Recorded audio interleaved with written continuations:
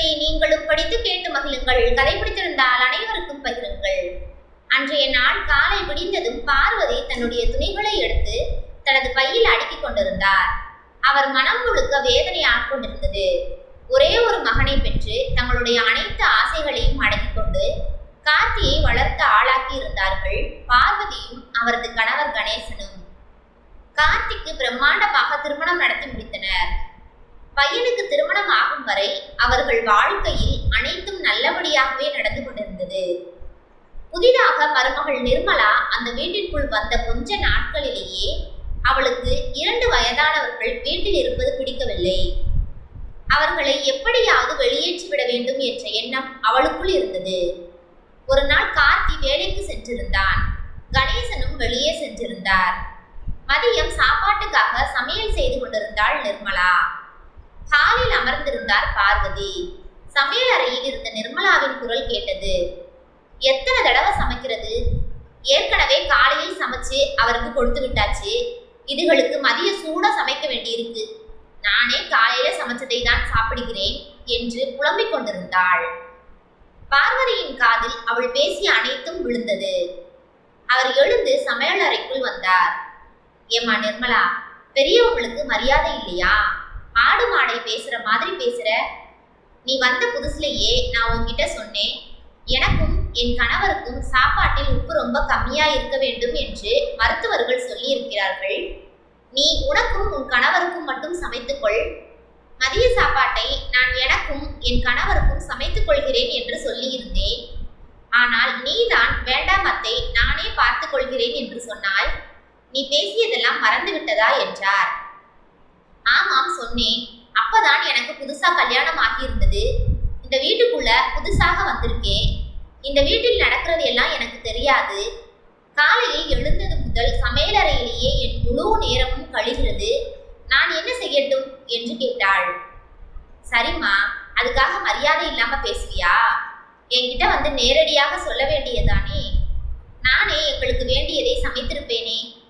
அதை விட்டுட்டு எதற்காக இப்படியெல்லாம் பேச வேண்டும் என்றார். அத்தை, என்னோட கஷ்டம் எனக்கு தான் தெரியும்.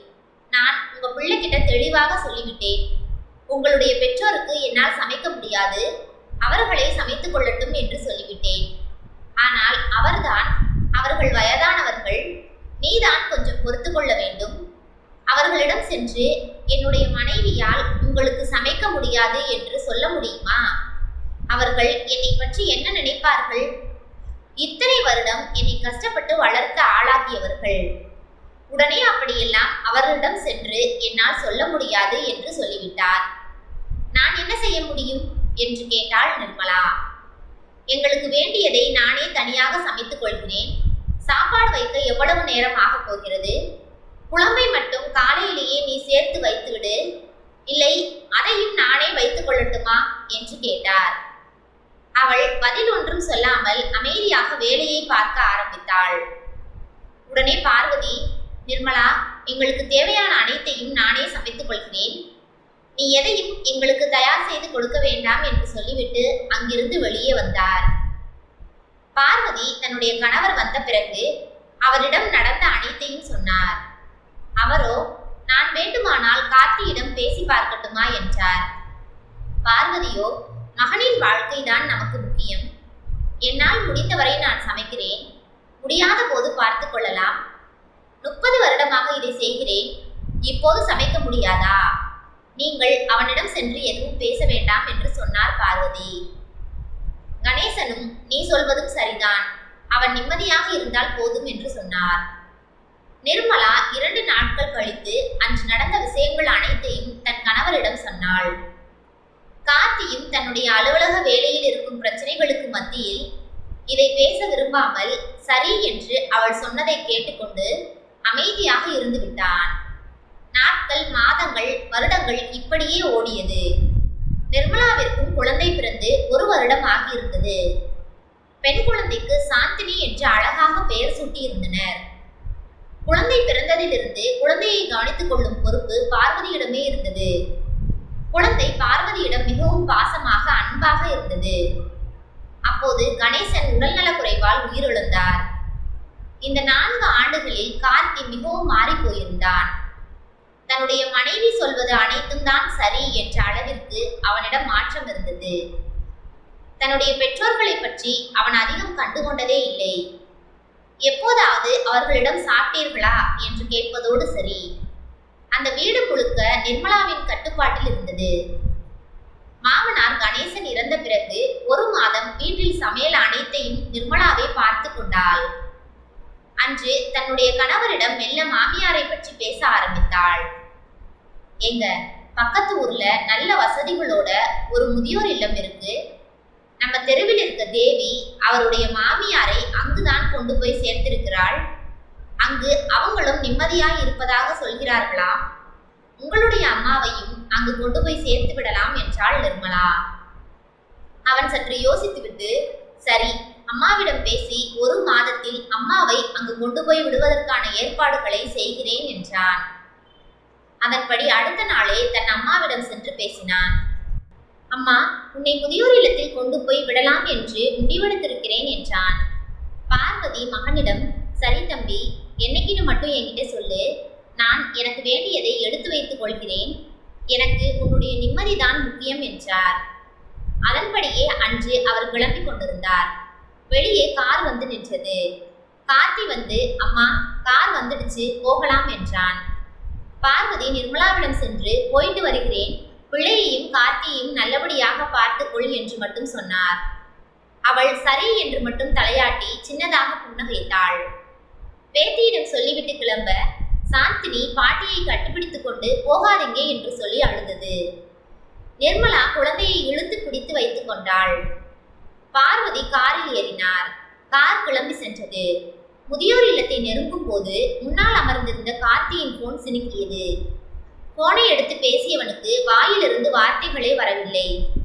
எதிரில் பேசியவர் சொன்னதை மட்டும் கேட்டுவிட்டு போனை வைத்தான். மிகுந்த யோசனையுடன் அப்படியே உறைந்து போய் உட்கார்ந்திருந்தான்.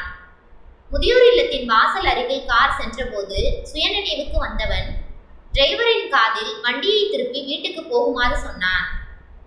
பார்வதியின் மனதில் லேசாக நிம்மதி வந்தது. மீண்டும் பேத்தியை பார்க்க போகிறோம், அவளுடனேயே இருக்க போகிறோம் என்று நிம்மதி அடைந்தார். தம்பி, ஏன்பா வண்டியை திருப்ப சொல்ற? ஏதாவது முக்கியமான விஷயமா என்றார் பார்வதி. இல்லம்மா, முதியோர் இல்லத்தின் முக்கியமான நிர்வாகி அவசர வேலை என்று கிளம்பிவிட்டார். இன்னொரு நாள் நானே வர சொல்கிறேன், அதுவரை வரவேண்டாம் என்று சொல்லிவிட்டார்கள் என்றான். பார்வதியின் மனம் கொஞ்சம் நிம்மதி அடைந்தது. மீண்டும் சாந்தினி செல்லத்தை பார்க்க போகிறோம் என்று உற்சாகம் அடைந்தார். உள்ளுக்குள் மருமகளை நினைத்து கொஞ்சம் வருத்தமாகவும் இருந்தது. வீட்டில் மாமியார் தங்கியிருந்த அறையை சுத்தம் செய்து கொண்டிருந்தாள் நிர்மலா.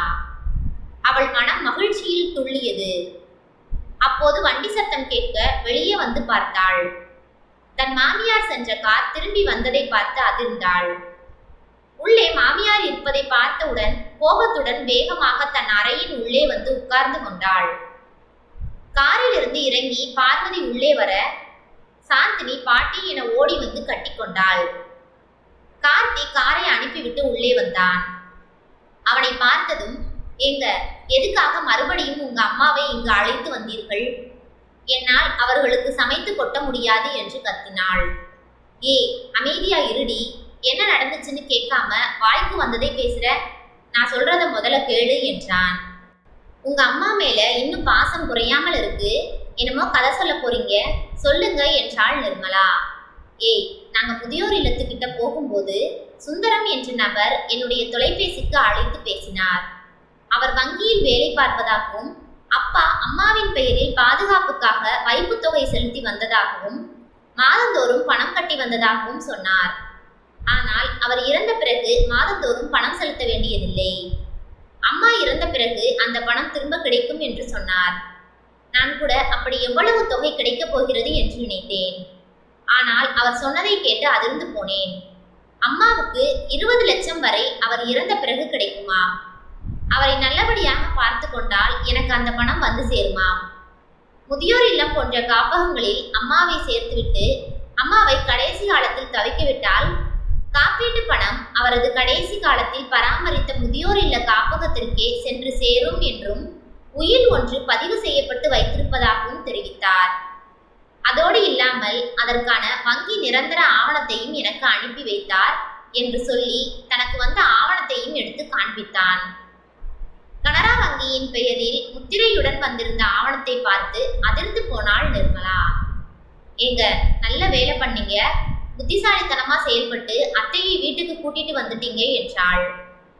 அவன் தொடர்ந்து, வேண்டிய அனைத்தையும் செய்து அம்மாவை நாம் பார்த்து கொள்ளலாம், இதுல உனக்கு ஏதும் பிரச்சனை இல்லையே என்றான். அவளோ, பரவாயில்லை, நான் கொஞ்சம் அட்ஜஸ்ட் பண்ணிக்கிறேன், எல்லாம் நம்மளோட நல்லதுக்கு தானே என்றாள். என் அம்மா இன்னும் 4-5 வருடம் உயிரோடு இருப்பார்கள், அதுவரைக்கும் எல்லாத்தையும் பொறுத்துக்கோ என்றான். பரவாயில்லைங்க, அவங்க இருக்கிறதும் ஒரு வகையில் எனக்கு நல்லதுதான். சாந்தினியை முழுவதுமாக அவர்களே பார்த்து கொள்கிறார்கள், எனக்கும் கொஞ்சம் வேலை கம்மியாயிடுது என்றாள். ஏய், இன்னொரு முக்கியமான விஷயம், எதுக்காக அம்மாவை இங்கே கூட்டிட்டு வந்தோம்னு அவங்களுக்கு தெரிய வேணாம், எதுக்கும் ஜாக்கிரதையா இரு என்றான். பார்வதி தன் பேத்தியுடன் தன்னுடைய அறையில் விளையாடி கொண்டிருந்தார். நிர்மலா உள்ளே வந்தாள். அத்தை, டீ குடிங்க என்று கொடுத்துவிட்டு சாந்தினியை தூக்கி கொண்டாள். சாந்தினி, பாட்டி கூட அப்புறம் வந்து விளையாடு, அத்தை நீங்க கொஞ்சம் ஓய்வெடுங்க என்று சொல்லிவிட்டு சென்றாள். அவரோ என்ன நடக்கிறது என்று புரியாமல் அமைதியாக படுத்துக் கொண்டார். பார்வதியின் மனம் கொஞ்சம் நிம்மதி அடைந்தது. அதன் பிறகு மருமகள் நிர்மலா பார்வதியிடம் நல்லபடியாக நடந்து கொள்ள ஆரம்பித்தாள். கார்த்தி எப்போதும் போலவே சாப்பிட்டீங்களா என்று கேட்டதோடு நிறுத்தி கொண்டான். நாட்கள் ஓட துவங்கியது. 1 வருடம் கழித்து நிர்மலா 2வதாக மகனை பெற்றெடுத்தாள். பல நேரங்களில் 2வது மகன் அபினவை அவரே பார்த்து கொண்டார். அவன் அழும்போது மட்டுமே பாலூட்டினாள் நிர்மலா. வருடங்கள் ஓடத் தொடங்கியது. 5 வருடங்கள் கடந்திருந்த நிலையில் பார்வதியின் உடல் ஆற்றலை இழந்தது. பெரும்பாலான நேரம் படுத்த படுக்கையிலேயே இருந்தார். மனம் கோணாமல் அவரை கவனித்துக் கொண்டாள் நிர்மலா. அவரது அறையில் இருந்த பொருட்களை எல்லாம் சுத்தப்படுத்தினாள். மருத்துவர் தேவையில்லாத தூசிகள் அடைந்து கிடக்கு, இதையெல்லாம் அப்புறப்படுத்தி விடுங்கள், அது அவர் உடலுக்கு தீங்கு விளைவிக்கலாம் என்று சொன்னார். உடனே அனைத்தையும் அப்புறப்படுத்த ஆரம்பித்தாள் நிர்மலா. நிறைய புத்தகங்கள், 2 டைரிகள், பழைய பேப்பர்கள் என அவரது மாமனார் சேர்த்து வைத்திருந்தவைகளாக இருந்தது. மாமியார் அறையிலிருந்து எடுத்து அப்புறப்படுத்தியவைகளை தூக்கி போடும்போது ஒரு முறை எதுவும் தேவைப்படுமா என்று பார்த்தாள். அப்போது அவள் அதிர்ச்சி அடைந்தாள். மாமனாருடைய டைரியில் சுந்தரம் என்ற பெயருடன் அவருடைய போன் நம்பரும் இருந்தது. அவள் அதிர்ச்சி அடைந்ததற்கு ஒரு காரணம் இருந்தது.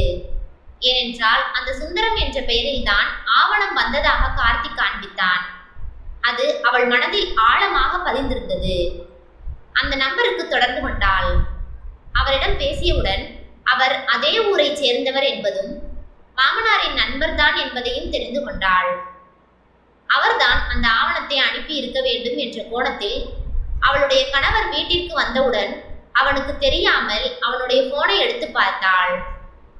ஆவணம் வந்திருந்த நம்பரும் அந்த நம்பரும் ஒன்றாகவே இருந்தது. இது எல்லாம் மாமியாரின் வேலைதான் என்று நினைத்தாள். அடுத்த நாள் கார்த்தி வேலைக்கு செல்வதற்காக காத்திருந்தாள். அவன் வேலைக்கு சென்ற பிறகு நேராக தன் மாமியாரிடம், அத்தை நீங்க இப்படி செய்யலாமா என்று கத்தினாள்.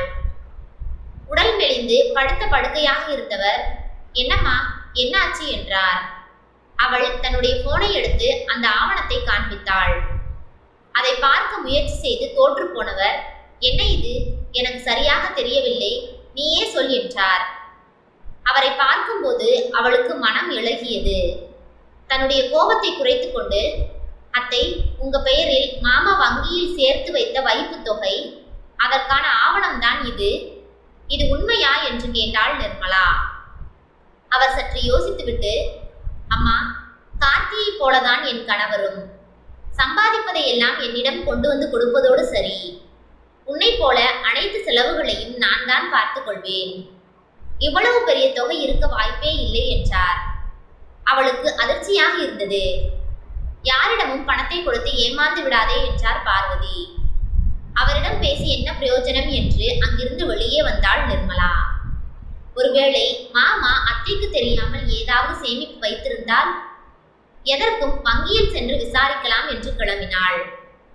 வங்கியில் மேலாளர் இப்படி ஒரு ஆவணத்தை நாங்கள் எப்போதும் வழங்குவதில்லை என்றார்.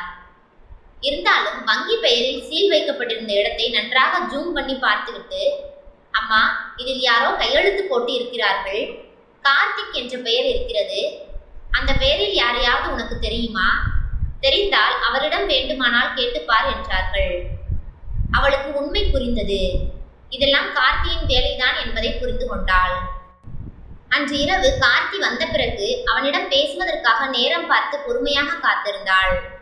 அவன் அறைக்குள் வந்து படுத்திருக்கும் போது அவள் அந்த ஆவணத்தை தன்னுடைய மொபைலில் இருந்து அவனிடம் காண்பித்தாள். அதை பார்த்தவன் அதில் அவனது கையொப்பம் தெளிவாக ஜூம் பண்ணி தெரிவதை பார்த்து அமைதியானான். அவளோ அவனை முறைத்து கொண்டிருந்தாள். என்னை பார்த்தால் உங்களுக்கு எப்படி தெரிகிறது? என்னை உங்கள் அம்மாவிற்கு வேலைக்காரி ஆக்கிவிட்டீர்கள் என்று கத்தினாள். அவள் கண்களில் கோபம் கொந்தளிப்பது தெரிந்தது. உனக்காக நான் என்ன வேணாலும் செய்வேன் தான். அதற்காக என் அம்மாவை முதியோர் இல்லத்திற்கு கொண்டு போய் விடும் அளவிற்கு நான் கல் நெஞ்சக்காரன் அல்ல. என்னை படிக்க வைக்க என் அப்பா இரவெல்லாம் ரயில் நிலையத்தில் ரயில்களின் கூடவே ஓடி பொருட்களை விற்பனை செய்தார். என் அம்மாவோ நான் நல்லபடியாக சாப்பிட்டு வளர வேண்டும் என்று தன்னுடைய சாப்பாட்டை பெரும்பாலான இரவுகளில் எனக்காக தியாகம் செய்தார். அவைகள் எல்லாம் என் மனதில் பதிந்து போயிருக்கிறது.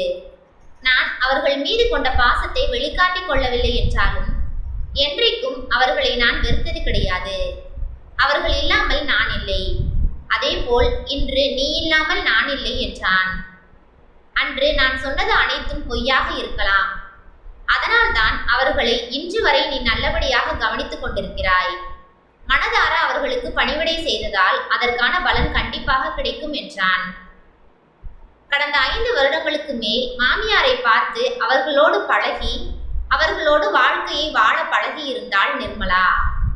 அதனால் மனதில் ஏற்பட்ட ஏமாற்றம் அவ்வளவு பெரிதாக பாதிக்கவில்லை. கார்த்தியை ஒரு முறை பார்த்துவிட்டு அத்தைக்கு மாத்திரை கொடுக்கணும் என்று சொல்லிவிட்டு வேகமாக எழுந்தாள். கார்த்தி அவளை கட்டி கொண்டான். அவள் கண்களில் நீர்த்துளிகள் நிறைந்திருந்தன.